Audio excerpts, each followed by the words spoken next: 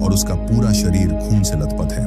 उसका नाम ओलेना है। कुछ समय बाद वह घबराकर जागती है और अपने सपनों के प्रभाव से बचने की कोशिश करती है। जब उसकी आंख खुलती है तो उसका कुत्ता एजी उसके पास होता है। तभी उसे रसोई से कुछ आवाज सुनाई देती है। वह मुस्कुराते हुए वहां जाती है क्योंकि उसे पता है कि वह उसका मंगेतर आंद्रे है। दोनों एक दूसरे को गुड मॉर्निंग कहते हैं और फिर आंद्रे नहाने चला जाता है। इसके तुरंत बाद ओलेना अपनी चाची को फोन करती है और उन्हें पिछले दिन के सपने के बारे में बताती है। ओलेना कहती है कि उसने सपना देखा कि मौत उसके किसी करीबी को ले जाने आई है। उसकी चाची घबरा जाती है और उससे कहती है कि वह उसे उस विचार को जाने दे।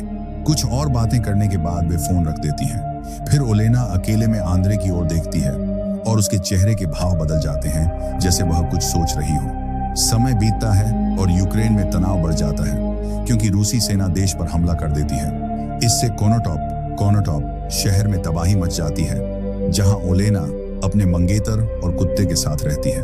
वह जीवंत शहर खंडहर बन जाता है और लोग डर के साए में जीने लगते हैं।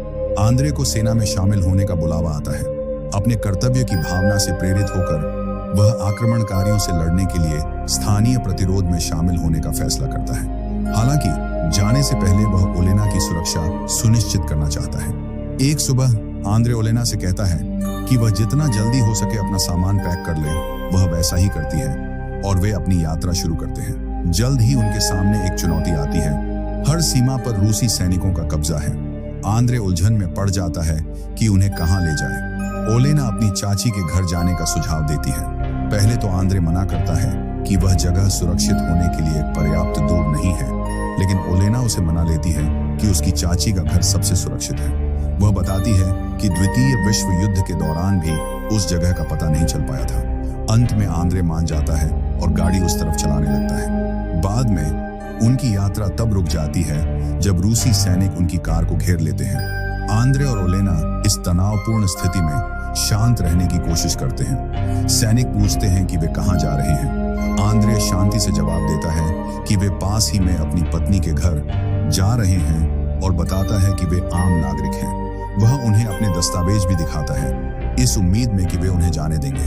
पहले तो सैनिकों का मुखिया उन्हें जाने देने के लिए तैयार हो जाता है, लेकिन एक सैनिक कहता है कि उनकी कार अच्छी हालत में है और उन्हें इसे अपने कब्जे में ले लेना चाहिए।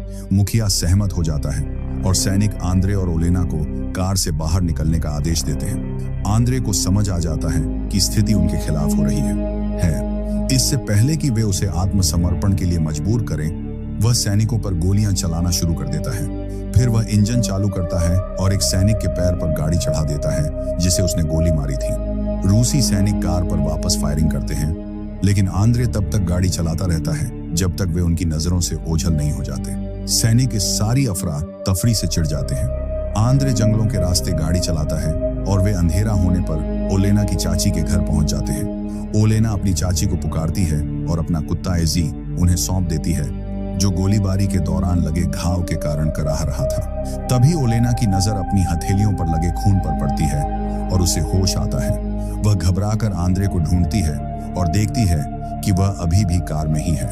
वह रोते हुए उसके पास भागती है। आंद्रे दर्द में है, लेकिन उसने ओलेना को सुरक्षित पहुंचाने के लिए इसे सहा था। ओलेना अपनी चाची को मदद के लिए पुकारती है और उसे कार से बाहर निकालने की कोशिश करती है। तभी आंद्रे, जो अब और दर्द सहन नहीं कर पा रहा था, उसके हाथों से फिसलकर जमीन पर गिर जाता है। ओलेना सुन्न हो जाती है, उसका रोना रुक जाता है और वह कुछ असामान्य करने की तैयारी करती है। वह अपने हाथ जोड़ती है, आंखें बंद करती है, सिर ऊपर उठाती है और मंत्र पढ़ने लगती है। आंद्रे को लगता है कि वह बस नाटक कर रही है और वह उसे कमजोरी से रोकता है। उसी क्षण वह अपनी आखिरी सांस लेता है और मर जाता है। दुख और गुस्से से पागल होकर ओलेना उसके बेजान शरीर को गले लगा लेती है और रात के सन्नाटे में चिल्लाती है। इस बीच रूसी सैनिक अपने हताहतों को संभाल रहे हैं। एक सैनिक मर चुका है और दूसरा घायल है। वे लाश को प्लास्टिक बैग में रखते हैं और अपने बेस कैंप ले जाते हैं। चलते समय वे ओलेना की चीख सुनते हैं जो जंगलों में गूंज रही थी। चौंकते हुए मुखिया टिप्पणी करता है कि लगता है आज किसी और का दिन भी बुरा बीता है। अगली सुबह ओलेना आंद्रे के शरीर को साफ करती है। उसकी आंखों में अब भी आंसू हैं। उसकी चाची चुपचाप पीछे खड़ी सब देख रही होती है।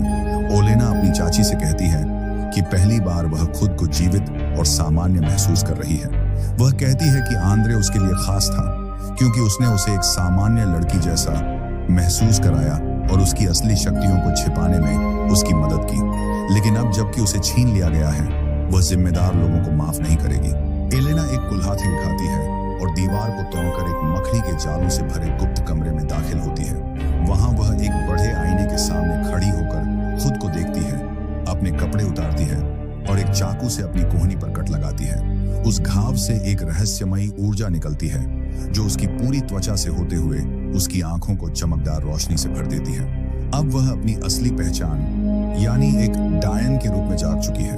उधर रूसी सैनिकों की क्रूरता जारी रहती है। वे शहर में लूटपाट करते हैं और महिलाओं का अपहरण करते हैं। लेकिन अब एलेना का जादू अपना काम शुरू करता है। एलेना खून से भरे गिलास में एक कागज का टुक्का डालती है और ठीक उसी वक्त कैंप में मौजूद एक घायल सैनिक अजीब सी चीजें और खून उगलने लगता है। उस खून के साथ वही कागज बाहर आता है जिस पर लिखा था, यह जंगल उनकी कब्र बनेगा। वह सैनिक सबके सामने तड़प कर मर जाता है। अगली रात कमांडर को सपना आता है कि एलेना उसे चेतावनी दे रही है। कैंप में अजीब घटनाएं होने लगती हैं। एक सैनिक का पेशाब खून में बदल जाता है। एक लालची सैनिक जंगल में बिखरे पैसों का पीछा करते हुए एलेना के जाल में फंस जाता है। सुबह होने पर सैनिक देखते हैं कि उनका साथी एक पेड़ से बंधा हुआ है और दर्द से कराह रहा है। एलेना जंगल में खड़ी होकर एक पुतले पर चाकू से वार करती है और हर वार के साथ उस सैनिक का शरीर हवा में फटने लगता है जब तक कि वह टुकड़ों में नहीं बिखर जाता। दोस्तों, यह तो बस शुरुआत है। इस डायन का बदला इतना खौफनाक है कि रूसी सैनिक खुद अपनी जान की भीख मांगने लगेंगे। क्या कमांडर इस मौत के जाल से बच पाएगा? आगे का मंजर देखने के लिए वीडियो में बने रहें। अगर आपको यह सस्पेंस पसंद आ रहा है तो अभी हमारे चैनल PDX एक्सप्लेनर को सब्सक्राइब करें, वीडियो को लाइक करें और कमेंट में विच लिखें। खौफ इतना बढ़ जाता है कि एक सैनिक जिसके परिवार की तस्वीरें एलेना ने गायब कर दी थी पागल हो जाता है। उसे अपने फोन पर अपने परिवार की लाशों की फोटो दिखती है और जब वह भागने की कोशिश करता है तो एलेना उसके सामने प्रकट होकर उसे उकसाती है। गुस्से में वह अपनी गांड से अपने ही कैंप के तंबू को कुचल देता है जिससे एक और सैनिक की दर्दनाक मौत हो जाती है। एलेना की शक्तियां अब और भी अंधेरी हो जाती है। वह एक सैनिक को मारकर उसका दिल निकाल लेती है और उसे खा जाती है ताकि उसकी ताकत और बढ़ सके। वह सभी सैनिकों को बेहोश कर देती है और जब वे जागते हैं तो उन्हें अपने साथियों की लाशें गायब मिलती हैं। जंगल में पेड़ों पर इंसानी मांस लटका हुआ मिलता है जिसे गिद्ध खा रहे होते हैं। ये सब देखकर एक सैनिक चिल्लाता है कि हमने भगवान को नाराज कर दिया है और डर के मारे खुद को गोली मार लेता है। आखिर में कमांडर और उसका एक साथी एलेना के गुप्त कमरे में पहुंचते हैं। वहां एक शापित चीज को छूते ही एक सैनिक जिंदा जलने लगता है। जैसे ही एलेना कमांडर को मारने के लिए आगे बढ़ती है, उसकी चाची वहां आकर उसे रोकती है।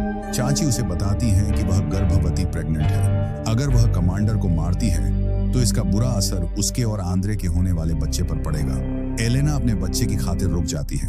वह कमांडर को मारती नहीं बल्कि उसे यूक्रेनी सैनिकों के हवाले कर देती है ताकि वह पूरी दुनिया के सामने गवाही दे सके कि इस जंगल में क्या हुआ था। 9 महीने बाद हम देखते हैं कि एलेना की शक्ल फिर से सामान्य हो गई है।